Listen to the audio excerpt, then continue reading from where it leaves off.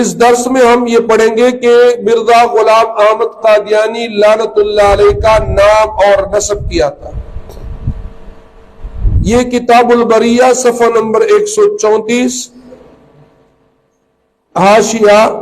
روحانی خزائن جلد نمبر 13 صفحہ نمبر 162 اور 163،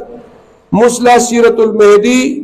حصہ اول جلد نمبر 1 صفحہ نمبر 105، روایت نمبر 129 جدید ایڈیشن۔ ان کتابوں کے حوالوں کے ساتھ یہ موجود ہے کہ اس ملعون نے لکھا ہے، اب میرے سوانح اس طرح پر ہے کہ میرا نام غلام احمد ملعون، میرے والد کا نام غلام مرتضی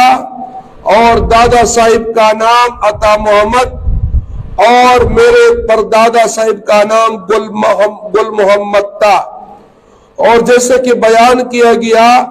ہماری قوم مغل برلاس افغانستان سے آیا تھا، اور میرے بزرگوں کے پرانے کاغذات سے جو اب تک محفوظ ہیں معلوم ہوتا ہے کہ وہ اس ملک میں سمرقند سے آئے تھے۔ سمرقند افغانستان کے ساتھ ایک علاقہ تھا، پرانے زمانے کا ایک چھوٹا سا ملک تھا، یہ وہاں سے آیا تھا۔ پتہ چلا کہ مرزا غلام احمد قادیانی، اس کے باپ کا نام غلام مرتضی، اس کے دادا کا نام عطا محمد، اس کے پردادا کا نام گل محمد۔ پتہ چلا اس نسب سے کہ مرزا غلام احمد قادیانی ملعون نے جو اپنے آپ کو مہدی کہا تھا، اپنے آپ کو عیسیٰ علیہ السلام کہا تھا، نعوذ باللہ، وہ جھوٹ کہتا تھا، اس لیے کہ عیسیٰ علیہ السلام کا باپ نہیں ہے، عیسیٰ علیہ السلام کا باپ نہیں ہے۔ حضرت امام مہدی کا ان کا باپ تو ہوگا لیکن وہ عرب ہوگا، سید ہوگا،